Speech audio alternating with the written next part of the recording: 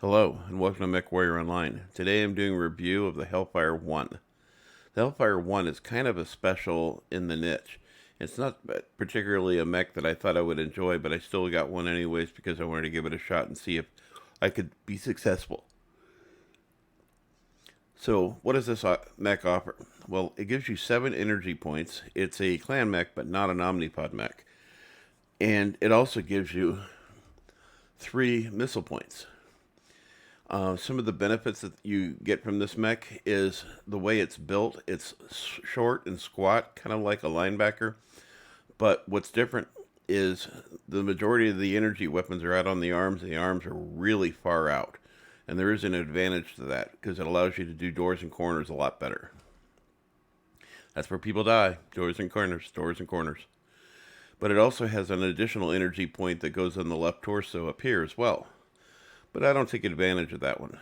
And even though this has 7 energy points, I'm only taking advantage of 4, and there's a reason for it. Because like a lot of my other mechs, the Hellfire has a specific niche that I feel that it fits. And because of this weapons layout that I got used to on the Hellfire C, it works really, really well. So a couple of different builds I've done with this. In all cases, it has 4 energy ER medium lasers. 2 on the left arm, 2 on the right arm. And in this case, for the torsos, left and right torsos, I'm running 3 LRM-20s on this particular build. On other builds, I run an ATM-12 over here and then 2 ATM-9s. And that works also really well. And I feel that 3 SRM-6s is kind of lacking, so maybe if you're going to do something like that, you might take advantage of all 7 of the energy weapons. That would make for a really nice brawler. But it's a great little mech, and you can see that I've got the coloring on here that would usually indicate that this is an ATM build for me.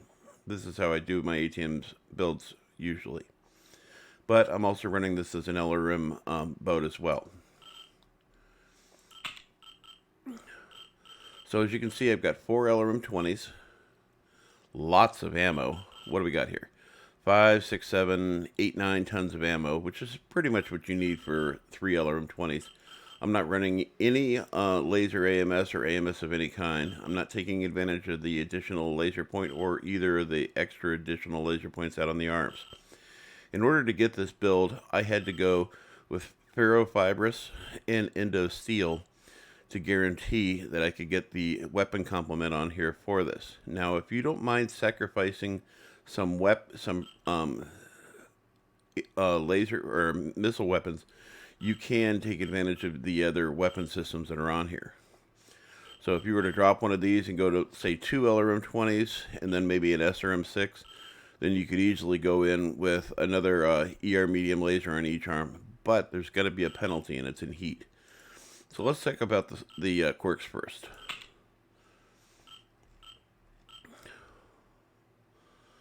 So, by the way, this isn't even a fully skilled out mech.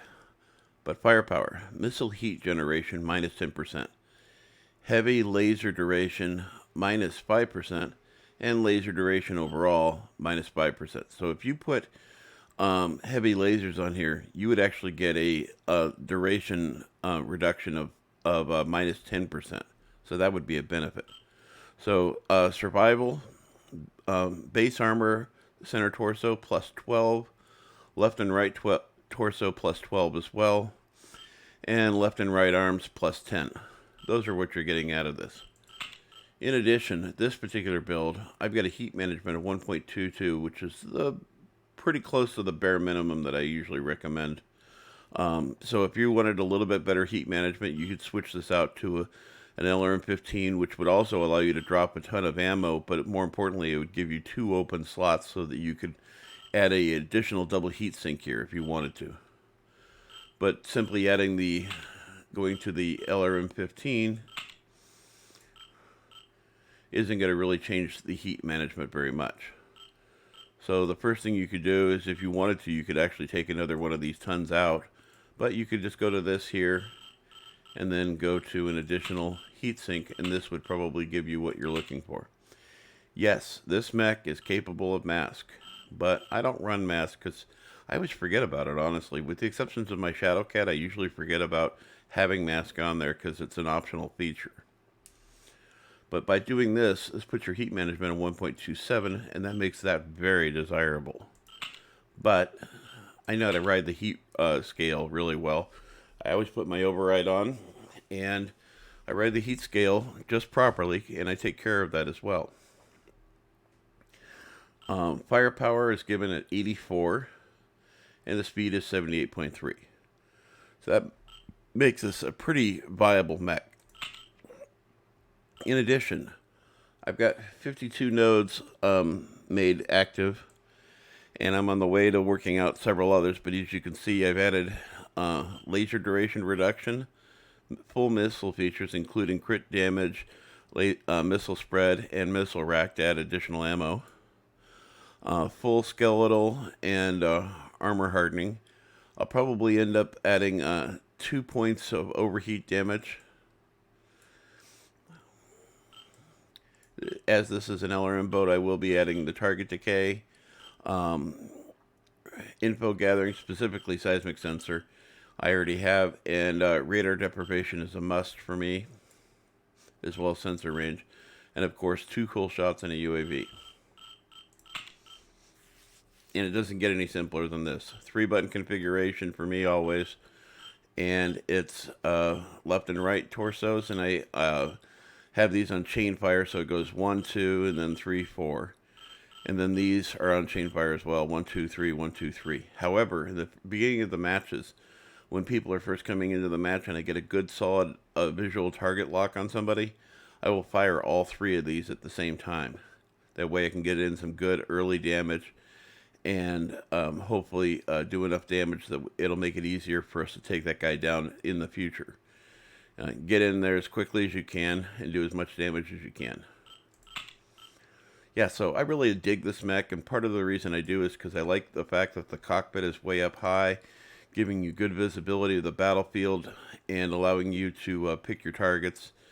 And because LRMs are really good at going over the top of targets, not as good as, or structures, not as good as their inner sphere counterparts, but they still do really well. You can do a lot of damage with this. And by the way, if you can find a heavy mech that's inner sphere that you can do 3 LRM-20s on, best of luck to you. I haven't been able to find one without stripping out all the armor and turning it into a troll build, because you just simply can't do it. I think the best I've ever seen on a heavy build was 3 LRM-15s, but 3 LRM-20s is not viable. You'd have to strip out all the armor and probably have very little ammo left over, and then the heat would be insane. And it's not that they're inferior in that regard, which they kind of are.